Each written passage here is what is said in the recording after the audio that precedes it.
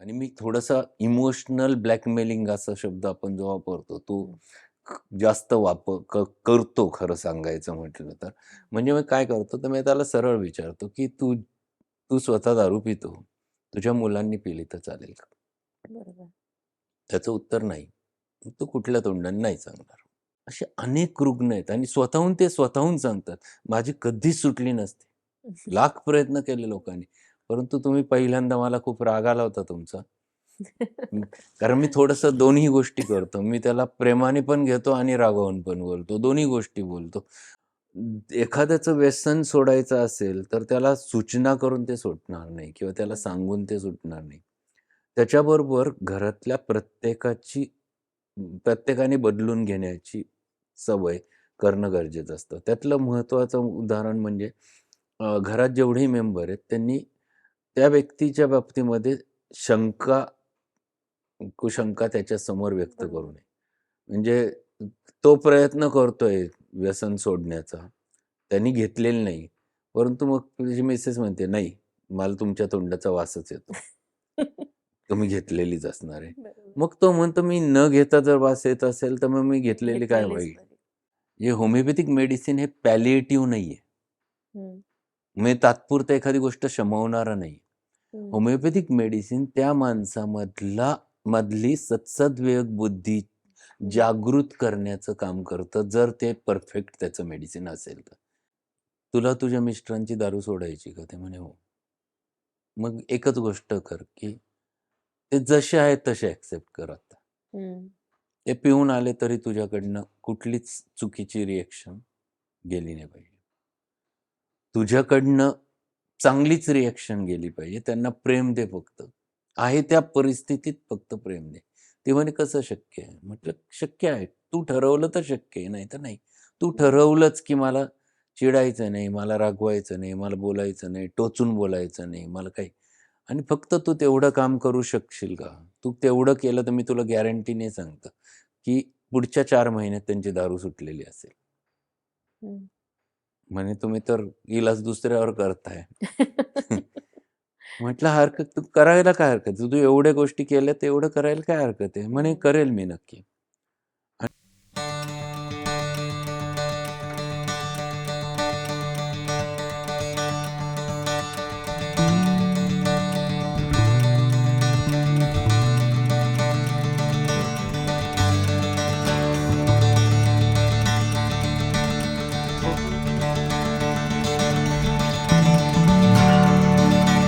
तर अर्थात वेळच्या आरोग्यवर्धिनीमध्ये आपलं स्वागत आहे.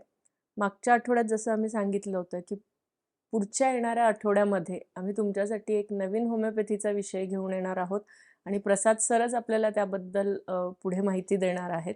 पण त्याआधी आपण विषय सुरू करण्याआधी चॅनलला लाईक करायला, सबस्क्राईब करायला आणि शेअर करायला विसरू नका. कमेंट्सची आणि प्रश्नांची आम्ही वाट बघत आहोत. खाली दिलेल्या लाईनवर आपल्या चॅनलचा नंबरही दिलेला आहे, जिथे तुम्ही डायरेक्ट संपर्कही साधू शकतायत त्या ठिकाणी. तर प्रसाद सर आजच्या एपिसोडमध्ये आपलं स्वागत आहे. नमस्कार. येस. धन्यवाद.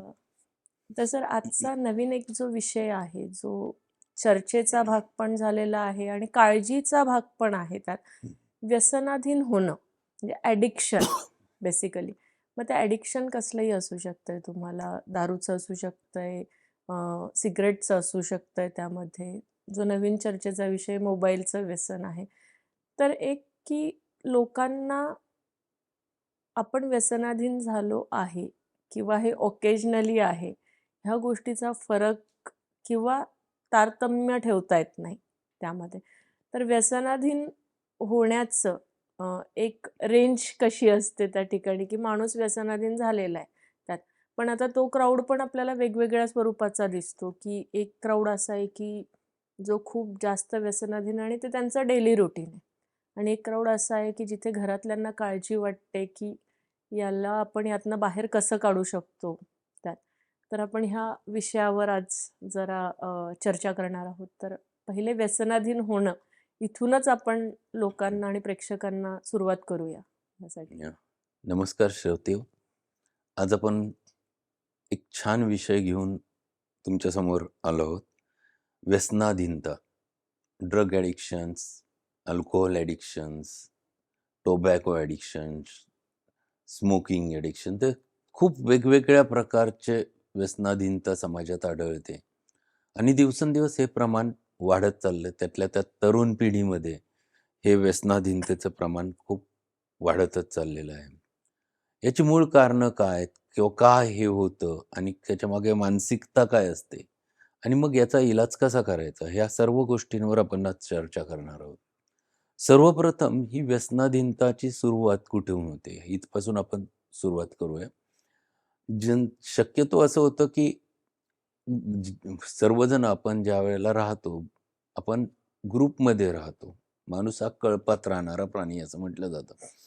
तर त्याच्यामध्ये जेव्हा एक मुलांचा विशिष्ट तरुण वयात, किशोर वयात आलेली जी मुलं असतात, त्यांचा एक ग्रुप बनतो आणि त्याच्यातल्या एखाद 2 जणांना ऑलरेडी कुठलं तरी व्यसन लागलेलं असतं.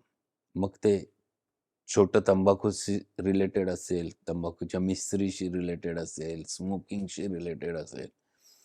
ह्या किंवा मग काही जणांमध्ये दारू पिणं हे सुद्धा असतं आणि महाविद्यालयीन मुलांमध्ये सध्या ड्रग्सचं प्रमाण जास्त प्रमाणात म्हणजे अंमली पदार्थांचं व्यसन हे जास्त प्रमाणात पाहायला मिळतं. एकाने ते एक जण ते करतोय, तर दुसऱ्याला त्याच्याकडे पाहून वाटतं, की हा नेमका काय करतोय?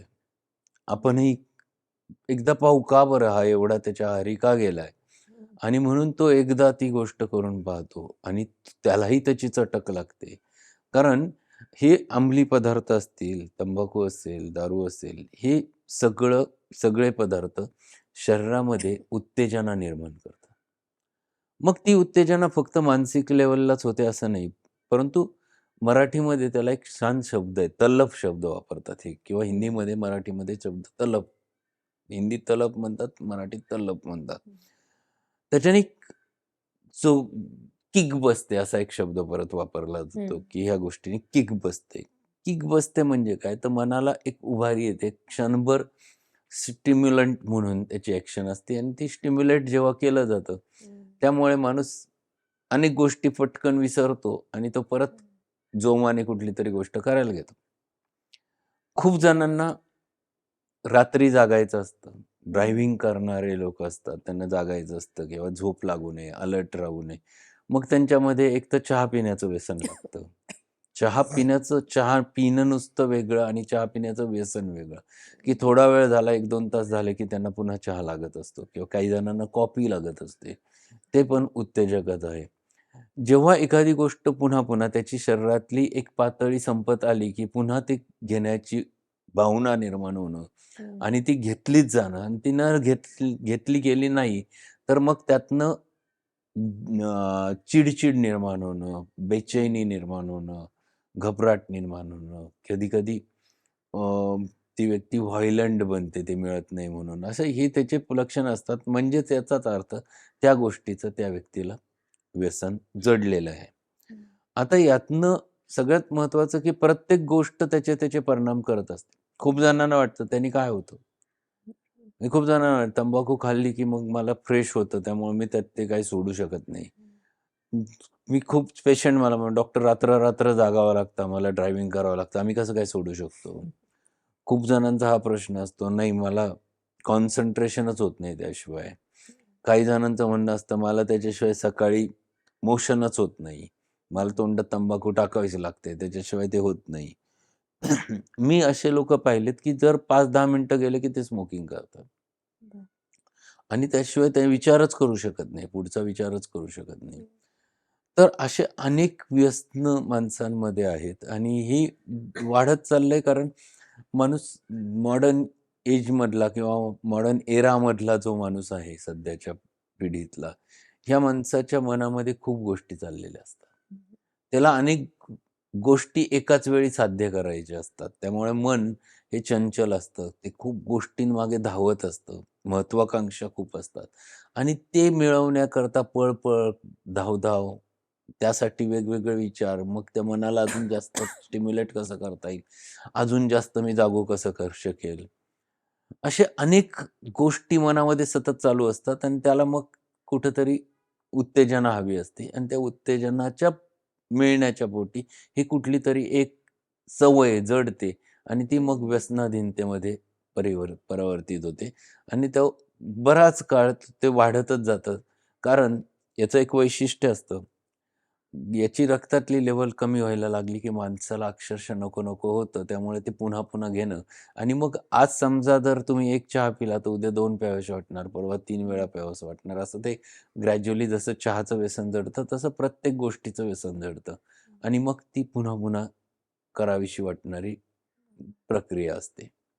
पण सर आता अ, हे जे काही लक्षात यायला लागलेलं आहे, की एकाने केलं म्हणून दुसरा लगेच त्या गोष्टीला किंवा काही ठिकाणी लाईफस्टाईल मेंटेन ठेवण्यासाठी किंवा लोकांना दाखवण्यासाठी बरोबर. ह्या गोष्टी सुरू होतात आणि नंतर त्याचा अ, जो एक आवाका असतो तो वाढत जातो आणि त्याने म्हणजे घरातल्यांना खूप जास्त त्रास होतो बरोबर. ह्या गोष्टींनी.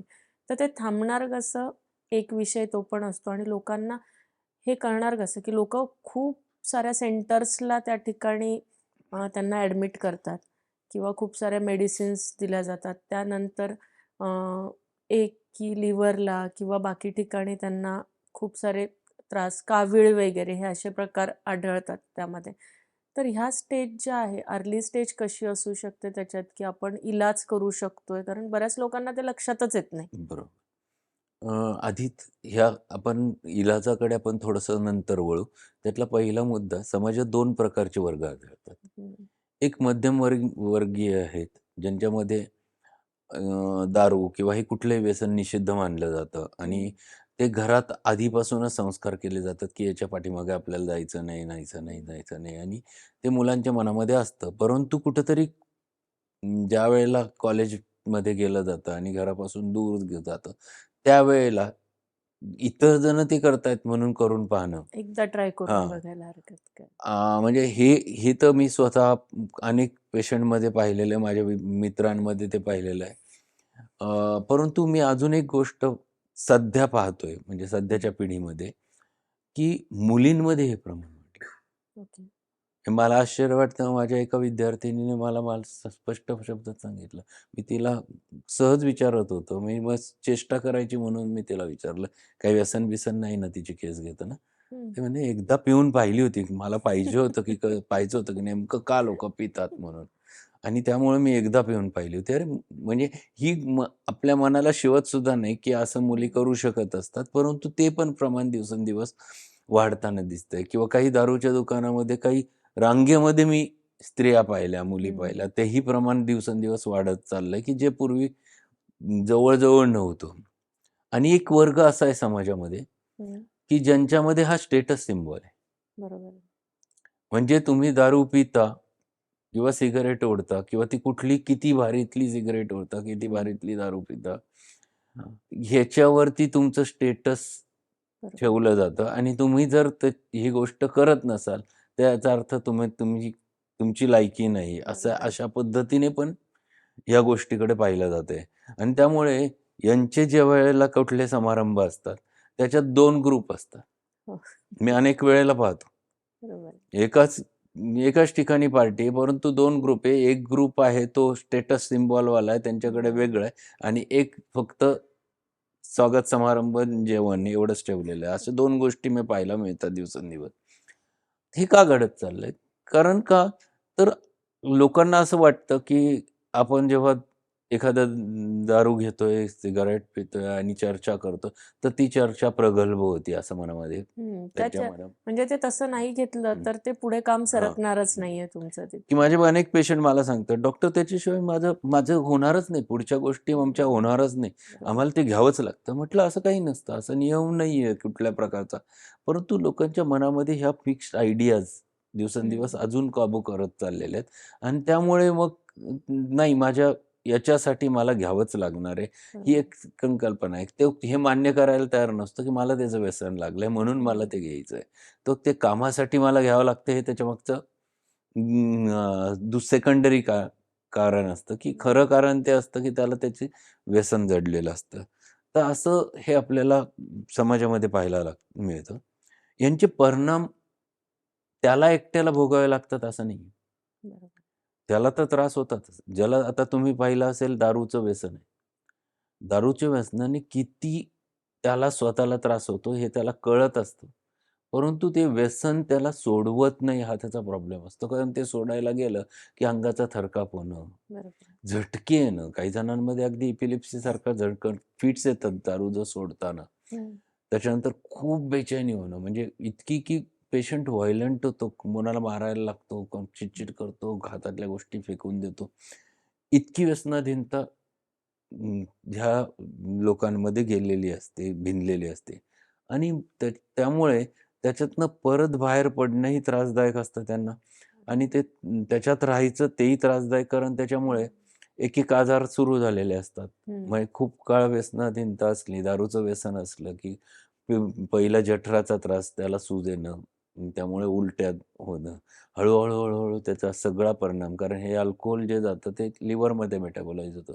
आणि मग लिव्हरच्या ज्या पेशी असतात आपल्या, हं. तर त्या लिव्हरच्या पेशी हळू-हळू, हळू-हळू खराब व्हायला लागतात आणि लिव्हर सिरोसिस सारखा जर आजार झाला, हं. तर मग एक स्टेज अशी होती की त्याच्यात काहीच उरलं नाही, तर लिव्हर बदलायचं म्हणजे लिव्हर ट्रान्सप्लांट सारख्या गोष्टी, हं. ज्या फक्त थिअरॉटिकली शक्य आहेत. प्रॅक्टिकली खूप थोड्या प्रमाणात हे हे यशस्वी झालेलं पाहायला मिळतं. म्हणजे माणूस स्वतःच्या हाताने स्वतःचं थडगं तो खोदतोय. तो मग तो तो हे करतोय, तयार करतोय, खड्डा तयार करतोय, असं घडताना दिसतं.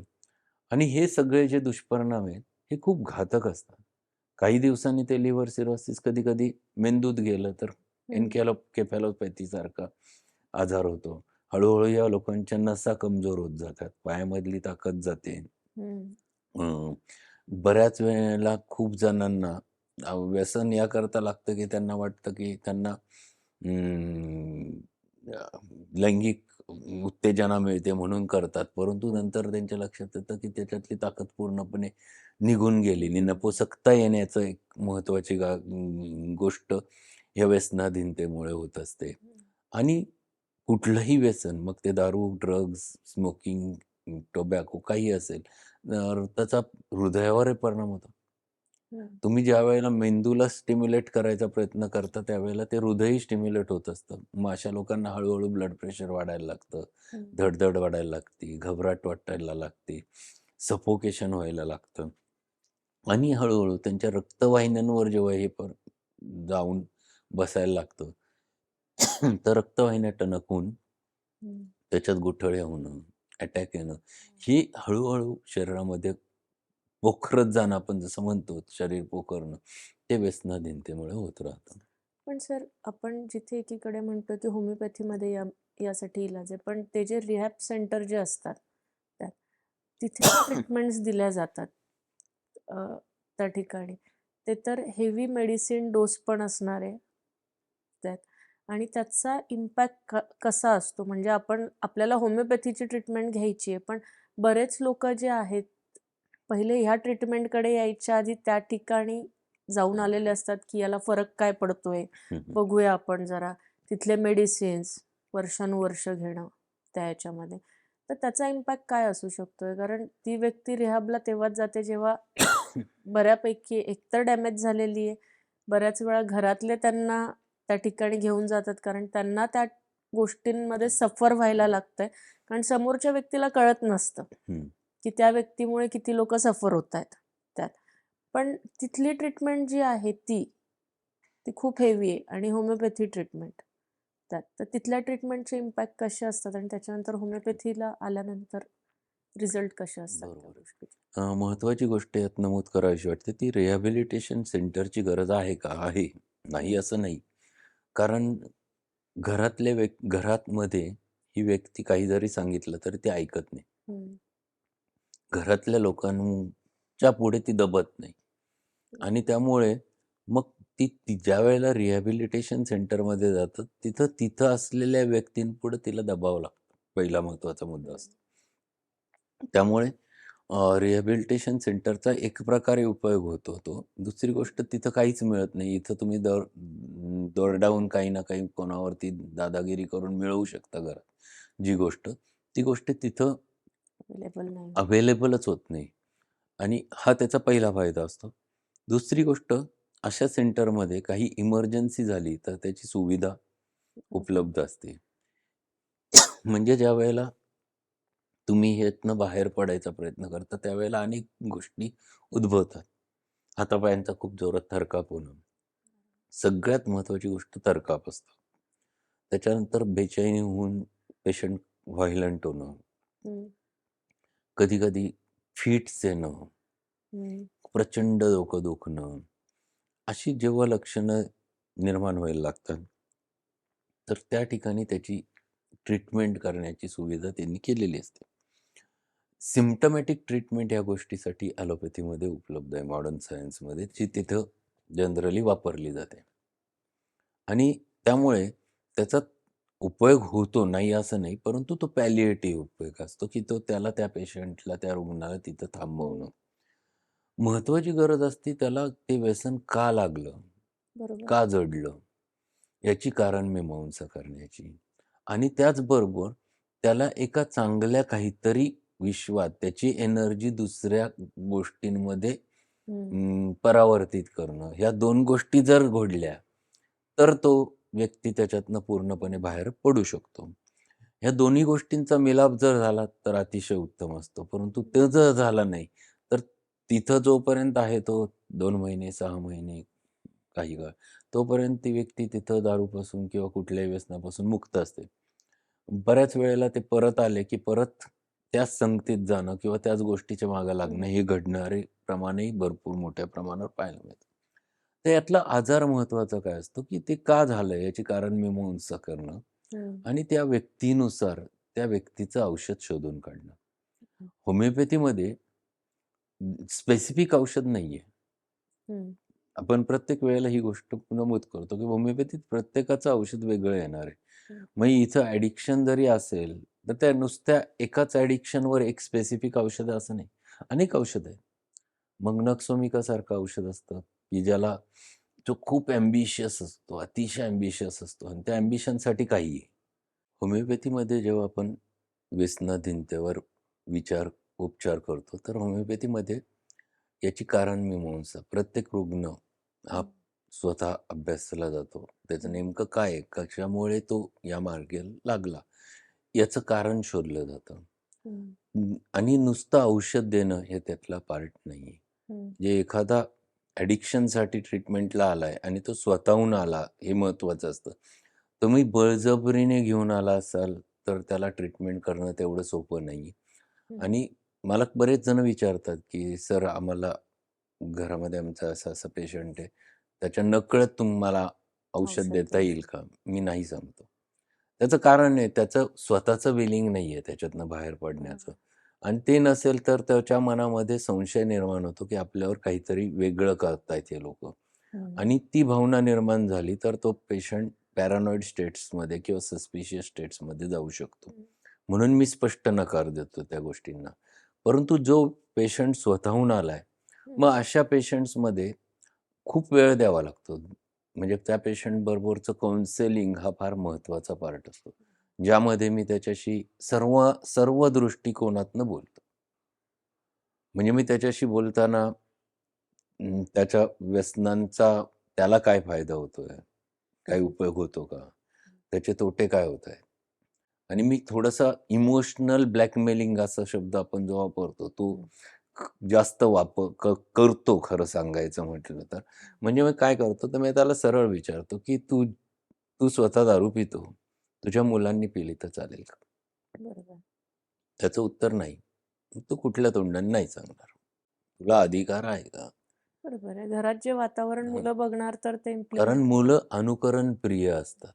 बरोबर. तुम्ही जे करतात ते तुमचं मुलं करणार आहेत. मग तुम्ही ते पण त्याने ते असंही होतं ना, की तुम्हाला बघितल्यावर मुलांना त्या गोष्टीचा राग पण तयार होतो. नाही ते क्वचित घडतं. ते घडताना परंतु खूप वेळेला ते अनुकरण करण्याची सवय मुलांमध्ये सगळ्यात जास्त असते. बरं. तर मग ह्या सगळ्या गोष्टींवर एक मुद्दा घेऊन मी त्याच्याशी चर्चा करतो, त्याच्याशी हं, बोलतो आणि त्याला हेही सांगतो, हाही विश्वास देतो, की मेडिसिन त्याचं कार्य करणार. तो म्हणे, "मला वाटतं, लाख वाटतं डॉक्टर हं, बाहेर पडावं, पण ती वेळ आली की मला राहवत नाही. हं, मला त्यावेळेला मी काय होतं, कसं मला कळत नाही, परंतु मी घेऊन टाकतो." मग म्हटलं, "त्यावेळेला तुला ती वेळ येऊ नये याच्यासाठी औषध आहे." हं. तुला इच्छा झाली, तंबाखू खायची इच्छा झाली, 2 गोळ्या चगळून टाकायच्या, तोंडात टाकून द्यायच्या. मी वेगळी बाटली देतो, 2 गोळ्या तोंडात टाक.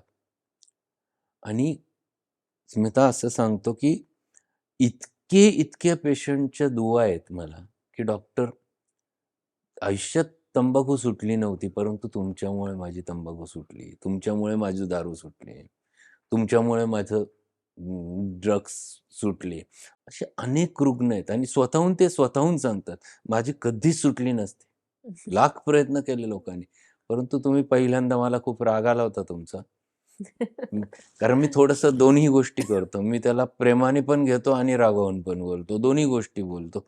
परंतु ते करताना त्याची भावना आपली जी असते त्याच्या बाबतीतली ही त्याला जर कळली आणि त्याला पटली, तर हं. तो त्या गोष्टी करायला तयार असतो, की त्यातनं बरोबर. बाहेर पडण्याची त्यालाही ते हवं असतं, परंतु त्याला योग्य मार्ग सापडत नसतो. सर पुढचा विषय असा आहे यामध्ये, की जेव्हा ॲडिक्शन लागतं किंवा व्यसनाधीन ती व्यक्ती होते त्यात. जेव्हा हिस्ट्री घेतो तेव्हा खूप वेगवेगळे कारणं लक्षात येतात, की मला ह्या गोष्टी मिळाल्या नाही, मग मला डिप्रेशन आलं. मग XYZ गोष्टी असतात, की आम्हाला कंपेअरच केलं गेलेलं आहे तिथे एकमेकांसोबत. मग मला कमी, समोरच्याला जास्त. बरोबर. हे खूप सारे कारणं आपल्या समोर येतात त्या ह्याच्यात. तर असं कुठे वाटत नाही का, की आपण स्वतः आहारी गेलेलो आहे आणि हे फक्त कारणं आहेत, जे आपण देतोय आणि आपल्याला त्यातनं स्वतःच बाहेर निघायचं नाही. जसं आपण म्हटलो, बरोबर. की स्वतःचं विलिंगनेस त्या गोष्टीमध्ये असायला पाहिजे, की मला ही गोष्ट करायची आहे. हं. त्यामध्ये विषय हा पण येतो, की शिकलेली व्यक्ती काय आणि अशिक्षित व्यक्ती काय? शेवटी अल्कोहोल आहे बरोबर. त्यामध्ये. त्याला आहारी जाणं की न जाणं हे आपल्यावर आहे. पण ह्या गोष्टीचा मानसिक त्रास जो आहे हा बाकीच्या लोकांना जसं मुलांचं उदाहरण घेतलं, तिथे तुमची बायको पण असते, तिथे तुमचे पॅरेंट्स पण असतात त्या गोष्टींमध्ये आणि मग तिथे भीती एका प्रकारची बसलेली असते. जसं आपण रिहॅबला नेल्यानंतर लोकांना तिथून तो बरा होऊन आला, की मानसिकता अशी तयार झालेली असते, की नाही आता ह्या व्यक्तीचं पूर्णतः सुटलेलं आहे हं. सगळं. पण भीती ह्या गोष्टीची पण आहे, की आपण असं वागलो आणि परत ह्या व्यक्तीने ती स्टेप हं, घेतली, हं. तर काय? म्हणजे दोघंही साईडला जे आहे, की एकीकडे कुठेतरी लोकं घाबरून असतात, व्यक्ती जरी त्यातनं बाहेर पडलेली आहे तर. तर ह्या लोकांसाठी आपण कसं नाही, सुचवणार? याच्यामध्ये महत्त्वाची गोष्ट अशी असते, की हे कारणं असतात, नाही असं नाही. ज्या कारणांमुळे ती व्यक्ती थोडंसं डिप्रेशनमध्ये गेली, की त्याच्यामधनं सुरुवात झाली. परंतु सुरुवात झाल्यानंतर आहारी जाणं हा हं, पुढची स्टेप असते आणि बरोबर. एकदा आहारी गेलं, की तुम्ही ते कारण तुम्हाला सांगायला झालेलं असतं. बाहेर पडण्याची प्रक्रिया अवघड असते आणि त्याच्यातनंही अजून एक प्रॉब्लेम असतो. तो म्हणजे ह्या व्यक्तींना घरामध्ये योग्य मान, आदर त्यांच्याबद्दलचा निघून गेलेला असतो आणि त्यामुळे बरोबर. जी व्यक्ती असते समोर येणारी, मग त्या व्यक्तीची पत्नी असेल, ती त्याच्याशी तुटकपणे वागते. त्याच्याशी ती व्यवस्थित बोलत नाही, चिडून बोलते किंवा त्यांचे केवळ तेवढ्या गोष्टीवरनं वादविवाद होतात, भांडणं होतात हं, आणि मग त्यांच्यात संवाद हा प्रकारच बरोबर. संपलेला असतो. मग त्याचा परिणाम त्यांना भोगावा लागत असतो, हे तर नक्की असतं. बरोबर. परंतु ह्या व्यक्तींवर विश्वास दाखवणं हा पण तेवढाच महत्त्वाचा पार्ट असतो. बरोबर. एखाद्याचं व्यसन सोडायचं असेल, तर त्याला सूचना करून ते सुटणार नाही किंवा त्याला बरोबर. सांगून ते सुटणार नाही. त्याच्याबरोबर घरातल्या प्रत्येकाने बदलून घेण्याची सवय करणं गरजेचं असतं. त्यातलं महत्त्वाचं उदाहरण म्हणजे घरात जेवढेही मेंबर आहेत, त्यांनी त्या व्यक्तीच्या बाबतीमध्ये शंका कुशंका त्याच्यासमोर व्यक्त करू बरोबर. नये. म्हणजे तो प्रयत्न करतोय व्यसन सोडण्याचा. त्यांनी घेतलेलं नाही. परंतु मग तुझी मिसेस म्हणते, "नाही, मला तुमच्या तोंडाचा वासच येतो. तुम्ही घेतलेलीच असणार आहे." बरोबर. मग तो म्हणतो, "मी न घेता जर वास येत असेल, तर मग मी घेतलेली काय घेतलेलीच होईल?" बरी. असं असं अशा अनेक गोष्टी घडतात, की प्रत्येकजण कुठेतरी तो आपल्याला काय माहिती त्याने बाहेर जाऊन घेतली असेल तर. बरोबर. मग हे वाक्य मनाला लागतं कारण तो इमोशनली संवेदनशील म्हणजे झालेला तो असतो. घेत नसणार आहे, हां, हे कोण बघायला गेलं तिथे. हं. तर ह्या गोष्टी सांभाळायच्या असतात. जेव्हा तुम्हाला एखाद्याचं व्यसन सोडायचंय आणि तुम्ही घेऊन येताय, तर मग मी नुसतं त्यांचं काउन्सिलिंग नाही करत पेशंटचं. हं. मी त्यांच्याबरोबर जेवढे जण येतात त्या सगळ्यांना सांगतो, की तुमच्या रिएक्शन तुम्हाला बदलाव्या लागतील आणि त्या व्यक्तीवर तुम्हाला 100% विश्वास दाखवावाच लागणार आहे. हो, पण तो हं, विश्वास म्हणजे असंही हं, नसायला पाहिजे, की आम्ही असं वागलो म्हणून तो हं, तसं करेल, परत हं, प्यायला लागेल. जी हं. व्यक्ती सोडते, ज्या ज्या व्यक्तीने सोडलेलं आहे, पण ती भीती घरातल्यांची त्यांनी आधी ते वातावरण बघितलेलं बरोबर, असतं बरोबर. त्या ह्याच्यात. पण ती भीती त्यांची जात नसते हं. कधीच, की आपण असं वागलो, एखादी स्टेटमेंट आपण दिलं, तर ही व्यक्ती बाहेर जाऊन हे परत करेल. त्यामुळे काय होतंय, की बाकीच्या लोकांनाही हे समजवण्यात येतं, की बघा आम्ही एका वेगळ्या वातावरणातनं बाहेर पडलेलो आहे आणि ह्या वातावरणाला परत खत-पाणी टाकू हां, नका कोणी. तर पूरक ही काही जी नाही. भीती जी आहे, हं, याच्याबद्दल आपण काय हं. म्हणणार, की ती व्यक्ती नाही खरंच तसं करू शकते हो, किंवा काय? म्हणजे ती गोष्ट असते कारण एखाद्या व्यक्तीला त्याचं व्यसन जडलेलं आहे, तो अधीन झालेला आहे त्या गोष्टीच्या आणि त्याच्यातनं बाहेर पडून पुन्हा त्या गोष्टीकडे जाण्याची प्रवृत्ती खूप असते. हं, पण तुम्ही जेव्हा असं जेव्हा सुरू करता, त्यावेळेला दोघांचं काउन्सिलिंग करायचं, म्हणजे फॅमिलीचं काउन्सिलिंग वेगळं करायचं बरोबर. आणि त्या व्यक्तीचं काउन्सिलिंग वेगळं करायचं. हे करताना दोघांनाही त्यांच्या गोष्टी समजून सांगायच्या आणि त्यासोबत त्याला औषध देणं, औषध हे फार महत्त्वाचं घटक आहे. बरोबर. कारण होमिओपॅथिक औषध हे त्या व्यक्तीनुसार जेव्हा देतं, त्याचं कॉन्स्टिट्यूशनल मेडिसिन आपण त्याला म्हणतो, प्रकृतीनुसार काढलेलं. ते मेडिसिन त्यातला कन्सायन्स म्हणजे सतसत विवेक बुद्धी जागृत करतं. हं, जे होमिओपॅथिक मेडिसिन हे पॅलिएटिव्ह नाहीये. हं, म्हणजे तात्पुरतं एखादी गोष्ट शमवणारं नाही.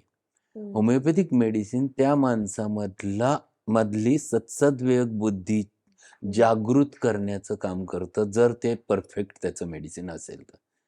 सत्सद्विवेक बुद्धी म्हणजे काय?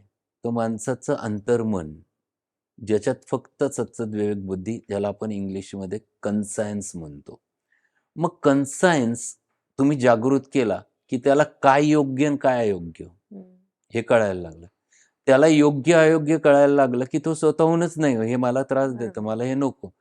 तुम्हाला तेच करणं गरजेचं आहे. त्याचा कन्सायन्स जागृत करायचा आहे. मग तुम्ही त्याचं औषध पण देणं तेवढंच गरजेचं आहे. नुसतं रिहॅबिलिटेशनमधनं तो बाहेर येणार नाही. हं. त्याचं प्रकृतीनुसार परफेक्ट मेडिसिन जर काढलं, तर तो त्याच्यातनं 100% बाहेर बाहेर पडू येऊ शकतो. शकतो. आणि ते त्याला 100% मदत करतं. त्याला एकदा कळायला लागलं, की अरे आपला फायदा कशात आहे? आणि त्या एका व्यक्तीमुळे बाकी वातावरण पण तसं असं खूप चांगलं व्हायला सुरुवात होते, जर त्याने बदलच ठरवलं तर हो, त्या पूर्णपणे ह्याच्यामध्ये. बदल घडतो. म्हणजे फॅमिली बदलते पुन्हा आणि ते खूप बरोबर. खूप अनुभव मला मिळालेत. म्हणजे लोकं अगदी येऊन कौतुक करतात, "डॉक्टर तुमच्यामुळे आमचा खूप मोठा प्रश्न सुटला." एक छान उदाहरण मला द्यायचं आहे त्याच्यातलं. एक स्त्री माझ्याकडे आली होती.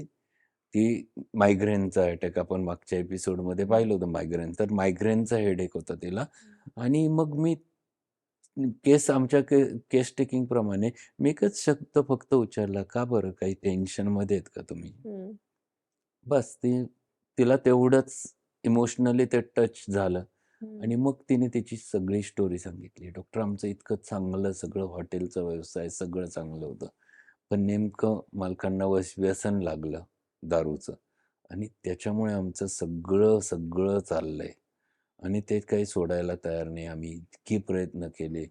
केवळ एक गोष्ट आहे ज्याच्यामुळे आमच्या घरात भांडणं आहे, अशांतता आहे. दररोज उठून वादविवाद आहेत, मला ते आता असं वाटतं, की नको हा माणूस. त्याच्याबरोबर बोलायला नको, काही करायला नको, काहीच हं. नको. आले की ते पिऊन आलेले असतात. मग ते काहीतरी बोलतात, मग मी काहीतरी बोलते. मग आमचं भांडणं विकोपाला जातात. हे असं जवळ दररोज ठरलेलं आहे. आणि मग मला डोकं दुखायला लागतं, मग त्रास होतो.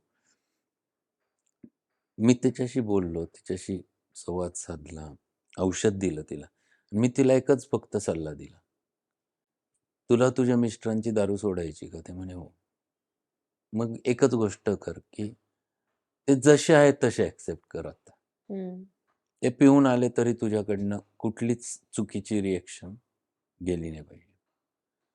तुझ्याकडनं चांगलीच रिएक्शन गेली पाहिजे. त्यांना प्रेम दे फक्त. आहे त्या परिस्थितीत फक्त प्रेम दे." ते म्हणे, "कसं शक्य आहे?" म्हटलं, "शक्य आहे. तू ठरवलं तर शक्य आहे, नाहीतर नाही. तू हं, ठरवलंच की मला चिडायचं नाही, मला रागवायचं नाही, मला बोलायचं नाही, टोचून बोलायचं नाही, मला काही." आणि फक्त तू तेवढं काम करू शकशील का? तू तेवढं केलं तर मी तुला गॅरंटीने सांगतो, की पुढच्या 4 महिन्यात त्यांची दारू सुटलेली असेल. हं. म्हणे तुम्ही तर इलाज दुसऱ्यावर करताय. म्हटलं हरकत तू करायला काय हरकत आहे? तू एवढ्या गोष्टी केल्या तर एवढं करायला काय हरकत आहे? म्हणे हं. करेल मी नक्की. आणि मी औषधोपचार तिला चालू केला. तर तिला मी सांगितलं, की तू तुझी ट्रीटमेंट व्यवस्थित चालू ठेव आणि फक्त एवढं कर. ती आली 15 दिवसांनी फॉलोअपला. तिची डोकेदुखी कमी झाली, ॲसिडिटी कमी झाली हं. आणि ती शांत व्यवस्थित होती. मी विसरून गेलो ती का ॲक्चुअली तिने हे विचारलं होतं नवऱ्याच्या ॲडिक्शनविषयी वगैरे आणि ट्रीटमेंट चालू होती आणि ती छान रिकव्हर होत होती. तिची तब्येत सुधारली. हं. 1-2 महिने किंवा 2.5 महिने गेले असतील. एक दिवस ती म्हणजे आली फॉलोअपसाठी. मी त्याच्याशी बोललो. त्याची कंप्लेंट्स नाही डॉक्टर आता मला काहीच त्रास नाही उरला असं ती म्हटली. आणि ते मग हसायला लागली. म्हटलं, "का हसताय तुम्ही?" हं. "डॉक्टर तुम्हाला एक गोष्ट सांगू का? हं. गेले 1 महिना माझ्या नवऱ्याने दारू नाही पिली" म्हणे. खरंच ना, मला आश्चर्य वाटतंय. तुम्ही इलाज माझ्यावर केला, पण त्यांची दारू सुटली आणि हा हा अनुभव खरोखर होता, की ही डायनॅमिक ॲक्शन असते, हं. की तुमच्या स्वतःच्यामुळे इतरांवर त्याचा जो प्रभाव पडत असतो, तो सुद्धा फार महत्त्वाचा असतो. आणि म्हणून दोन्ही म्हणजे नुसतंच त्या व्यक्तीला ट्रीट करणं हे व्यसनाधीनतेमध्ये नसतं. तर त्या व्यक्तीसोबत बाकीचे जे असतात घरातले, ते प्रत्येकावरती प्रत्येकाला ट्रीट करणं हा सुद्धा त्यातला पार्ट असतो. त्यांचं हं. काउन्सिलिंग करणं हा सुद्धा त्यातला पार्ट असतो. त्यामुळे ह्या जेवढ्या प्रकारच्या ॲडिक्शन्स आहेत, याची लाईन ऑफ ट्रीटमेंट त्या व्यक्तीनुसार बदलणार आहे. हं. मग असं स्पेसिफिक मेडिसिन नाहीये, की दारूसाठी वेगळं, तंबाखूसाठी वेगळं, हं. स्मोकिंगसाठी वेगळं, ड्रग्ससाठी वेगळं, असं मेडिसिन होमिओपॅथीत स्पेसिफिक नाही. इथं त्या त्या व्यक्तीनुसार मेडिसिन आहे. हं. मग ते मेडिसिन XYZ काहीही निघू शकेल. पण त्यासाठी त्या पेशंट संपूर्ण समजला पाहिजे. हं. त्याच्या सगळ्या म्हणजे त्याचं पूर्ण भावना, त्याचा इंटेलिजन्स, त्याची मेमरी, हं. त्याचं विल, या प्रत्येक गोष्टीची माहिती त्यातनं आपल्याला समजून घ्यावी हं. लागते आणि मग त्याचं त्याचं व्यक्तिमत्व, त्यानुसार आपल्याला त्याचं मेडिसिन शोधून काढावं लागतं. आणि जर हे योग्य औषध जर तुम्ही शोधून काढलं, ते योग्य मात्रेत, योग्य वेळी दिलं आणि त्यासोबत ह्या सगळ्या गोष्टी केल्या, हं. तर तो पेशंट त्यातनं बाहेर पडण्याची शक्यता खूप मोठ्या प्रमाणावर हो असते. आणि साइड इफेक्ट्स पण नसतात त्या कुठल्याच गोष्टींमुळे सो गोष्टीचं यातलं एकही नाही. औषधाचा त्याच्यावर कुठलाच दुष्परिणाम उलटं आहे. हं. जे मेडिसिन तुम्ही देतात, त्या मेडिसिनमुळे झालेले दुष्परिणाम पण त्याच्यातनं हळू बाहेर कमी पडतात. व्हायला मदतच होते 100%. आणि बऱ्याच वेळेला असंही घडतं, की हे जे इफेक्ट्स आहेत, ज्याचा परिणाम लिव्हरवर झाला आहे हं. आणि त्यामुळे त्याला ते सहन होत नाही. तर मी मगाशीच नाव घेतलं होतं नक्सोमिका. नक्सोमिका हे औषध खूप खूप उत्तम औषध आहे आणि जे औषधाची ॲक्शन खूप काळ टिकणारी नाहीये. हं. त्यामुळे त्याचा दुष्परिणाम शरीरावर होण्याचा प्रश्नच नसतो. बरोबर. तर असं औषध जर दिलं तर त्याच्यावर स्वतःवर कंट्रोल निर्माण करणं हे सहज शक्य शक्य होतं. असतं. नक्कीच सर आपल्या प्रेक्षकांना ह्या माहितीचा खूप छान उपयोग होणार आहे आणि जे लोकं त्या फेजमधनं जातायत, हे ऐकल्यानंतर तर त्यांना एक आहे, की त्यांच्यासाठी एक नवीन मार्ग पण अ, त्या ठिकाणी ओपन होणार आहे, की नाही यामध्ये पण याचे इलाज असतात. हं, जे तुम्ही रिहॅबला नक्कीच त्याचे फायदे आहेत, जे तुम्ही समजावून सांगितलेले. पण त्यासोबत ह्याही गोष्टीचे तेवढेच फायदे आहेत बरोबर. तिथे. तर प्रेक्षक आपल्याशी अ, जुळतीलच ह्या सगळ्या गोष्टींसाठी, की त्यांचे काही प्रश्न असतील, काही क्वेरीज असतील. मला असं वाटतंय, की ह्या गोष्टींसाठी ते नक्कीच आपल्याला विचारणा करतील, की कसं आहे, काय आहे त्यात? आणि हां, नक्कीच होमिओपॅथीच्या माझा तर सगळ्यांना सल्ला आहे, की अशा गोष्टींसाठी होमिओपॅथिक उपचार असतो हेच खूप जणांना माहीत माहीत नाहीये. नाहीये. आणि बरोबर. या गोष्टीचा उपयोग प्रत्येकाने करून घ्यावा. होमिओपॅथीचा उपयोग व्यसन सोडण्यासाठी अत्यंत चांगला होऊ शकतो. नक्कीच. फक्त त्या रुग्णाची स्वतःची इच्छा इच्छा पाहिजे, की असेल. आपल्याला याच्यातनं बाहेर पडायचं आहे. तर तो नक्कीच. त्यामधनं नक्कीच बाहेर पडू शकेल. नक्कीच सर. आपल्याला प्रेक्षकांना सांगायला आनंद होईल, की हा एक वेगळा विषय होता आपला, हो. की बऱ्यापैकी लोकांना हेच माहीत नाही. जसं आपण म्हटलो, की होमिओपॅथीमध्ये याचे इलाज आहेत. त्या ह्याच्यात. आणि ते फक्त त्या व्यक्तीसाठी नाही तर सगळ्या परिवारासाठी ते काउन्सिलिंग पण आपण करत असतो तिथे.